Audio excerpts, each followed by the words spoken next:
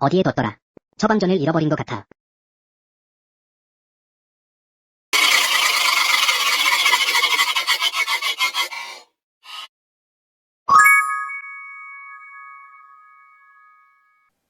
안녕하세요. 기획공장 보험 PT 오늘의 강사 김은희입니다. 여러분들 근무하시다 보면 이렇게 처방전 잃어버렸다고 오시는 분들 가끔 만날 수 있는데요.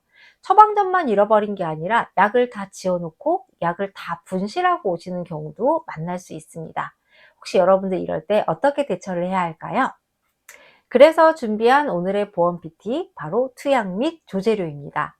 처방전의 발급 원칙부터 그리고 발생하는 문제까지 하나하나 살펴보도록 하겠습니다. 2000년 7월 1일에 의약분업이라는 게 시작이 됐어요. 그래서 그전에는 이제 원내 조제라고 해서 병원 안에서도 조제가 가능했었는데 의약분업이 시작되고 나서부터는 병원에서는 처방전을 발급을 합니다. 그러면 환자분께서 이 처방전을 가지고 약국에 가고요. 약국에서는 약을 지어드리고 그리고 복약 지도까지 하게 되어 있는데요. 이때 발생하는 비용들은요, 이제 병원 같은 경우에는 이제 처방료가 발생을 하겠죠. 근데 이 처방료는 진찰료 중에 외래 관리료 안에 포함이 되어 있고요. 그리고 약국에서는 약값과 조제료가 발생을 합니다. 이 안에는 뭐 복약지도료라든지 약국 관리료, 의약품 관리료가 다 포함이 되어 있습니다. 이 중에서 환자분이 일부분을 부담을 하게 되어 있는 거죠. 자, 그러면 산정 기준에 대해서 한번 좀 살펴보도록 하겠습니다.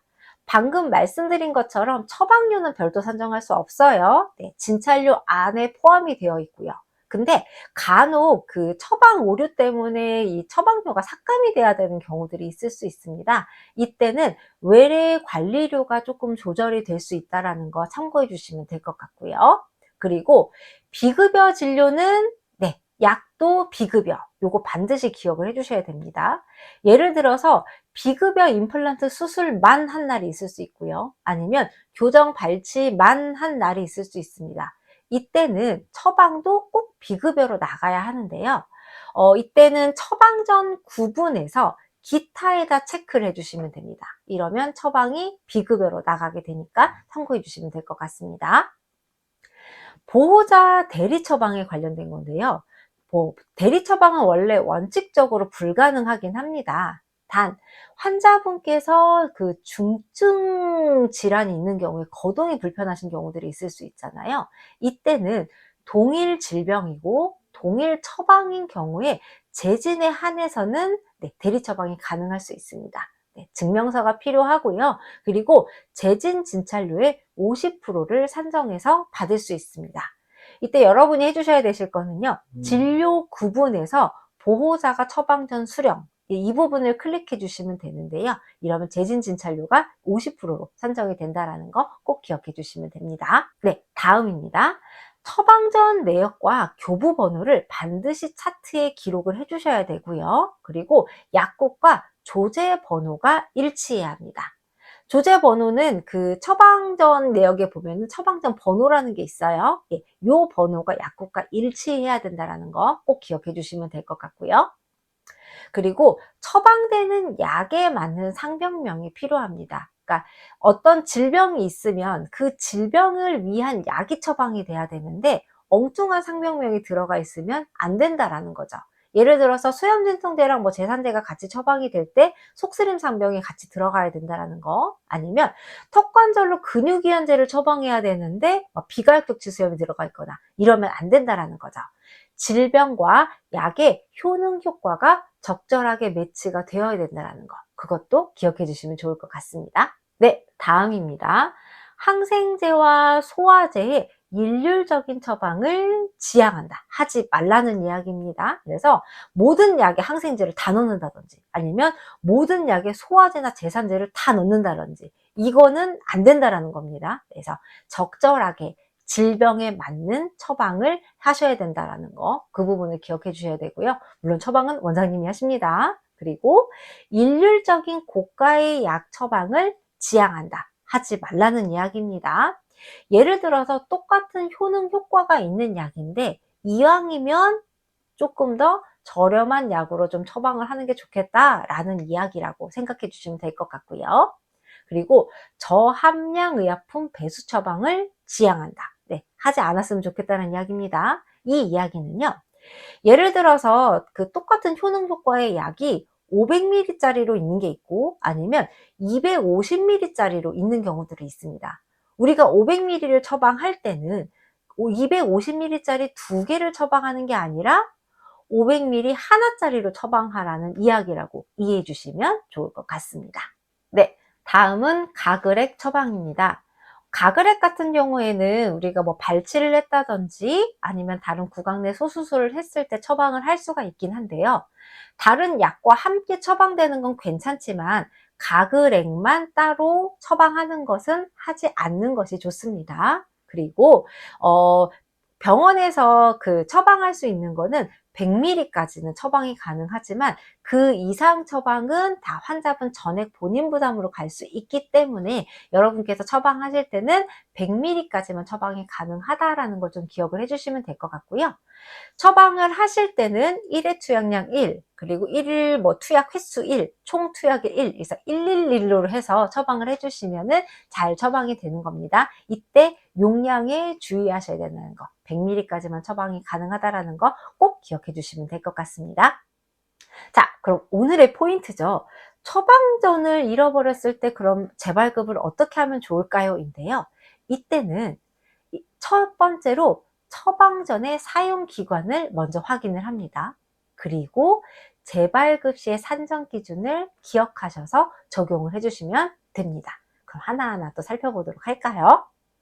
일단 환자분께서 처방전을 잃어버렸다라고 했을 때는 우리가 먼저 찾아야 될 건 발급 연월일과 그리고 사용 기간입니다. 발급 연월일과 그리고 사용 기간에 따라서 이게 조금씩 달라지니까 하나하나 좀 살펴보도록 하겠습니다. 첫 번째는 처방전 사용 기간 이내에 분실을 하고 재발급을 한 경우입니다. 1월 21일 날 저희가 처방전을 드렸고요. 그런데 22일 날 분실하셨다고 재내원을 하셨습니다. 이때 우리가 먼저 확인해야 되는 건 뭐다? 네, 바로 이 처방전 유효 기간입니다. 이 처방전 유효 기간이 며칠인지를 먼저 봐야 되는데요. 다행히 유효 기간 안에 들어와 있죠. 이때는 원장님께서 혹시 필요하시다라면 진료를 하고 재발급을 하셔도 됩니다. 이때는 재진료가 발생할 수 있습니다.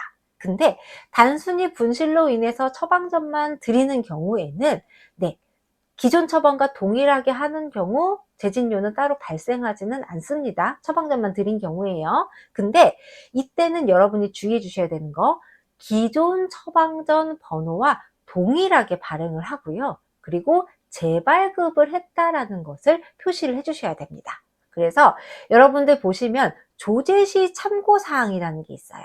이 부분으로 오셔서 분실로 인해 재발급을 했습니다 라고 하고 기존 처방전 번호와 동일하게 해서 재발급을 해주시면 됩니다.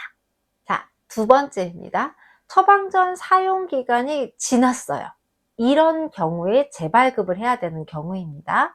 마찬가지로 1월 21일 날 발급을 했는데 1월 28일 날 오셔서 나 분실했으니까 다시 주세요 라고 했을 때 뭐 먼저 확인해야 된다? 유효기간을 먼저 보셔야 됩니다. 유효기간은 이미 지났어요. 그러면 아예 새로 발급하는 것과 동일하다고 보시면 됩니다. 기간 경과 시에는 기존 처방을 그대로 받을 수 없고요. 새로 발급이 반드시 필요하고 재발급을 위해서 진찰이 이루어진 경우 진찰료가 발생할 수 있습니다. 마지막입니다. 약국에서 약을 조제하고 나서 분실을 하신 경우에요. 이때는 어떻게 해야 되냐면요. 이거 2018년에 이제 올라온 글을 제가 그냥 캡처해서 보여드리는 건데요. 만약에 약제 분실을 해서 처방전 재발급을 하게 됐을 때 이거 어떻게 청구해야 되냐라고 질의를 했을 때 이미 수령한 약제를 분실하는 거는 어쨌든 환자분의 과실이신 거잖아요. 그래서 약국에서의 조제료며 그리고 처방료라든지 이런 모든 것들은 다 환자가 전액 본인 부담을 해야 된다는 겁니다. 그래서 모든 급여 비용 청구하지 않고 비급여에 준한다고 보시면 될 것 같아요. 이때 처방을 해주실 때는요, 네, 기타 비급여의 체크, 비급여처럼, 네, 기타의 체크를 해주시고, 약 분실로 인해 재발급을 합니다. 라고 옆에 메모를 같이 달아주시면 됩니다. 그러니까, 아까 분실로 인한 재발급을 했을 때, 유효기간 내에는 밑에 그 조제시 참고사항에다 넣었잖아요. 지금 같은 경우에는, 네, 기타 비급여 옆에 메모에 남겨주시면 된다라는 거 잊지 말아주시면 될 것 같습니다. 그럼 정리를 한번 해볼까요? 처방료는 별도로 산정되지는 않지만 처방 시 차트에 기록하고 교부 번호가 약국과 반드시 일치해야 된다는 거. 처방 전이 재발급이 필요한 경우에는 뭐부터 확인한다? 처방 전 사용 기간을 먼저 확인한다. 그리고 약을 조제했는지 안 했는지 이 부분에 따라 달라질 수 있다는 거죠. 그래서 처방 전 발급 기간 내에 새로 발급을 한다. 조제는 하지 않았다 라고 하면 기존 처방을 그냥 새로 재발급해 주시면 됩니다. 네, 밑에 내역 기재해 주셔야 되죠. 처방 전 발급 기간이 지나고 나서는 새로 발급이다. 그리고 진찰료를 부담할 수 있다. 그리고 마지막으로 약을 다 지어놓고 분실을 했다라고 했을 때는 환자분의 과실이기 때문에 전액 본인 부담금으로, 전액 비급여로 재발급을 해드려야 된다는 점 잊지 말아주시면 될 것 같습니다. 오늘의 내용이 도움이 되셨다면 다음 영상도 함께 해주세요. 지금까지 기획공장 보험 PT였습니다. 감사합니다.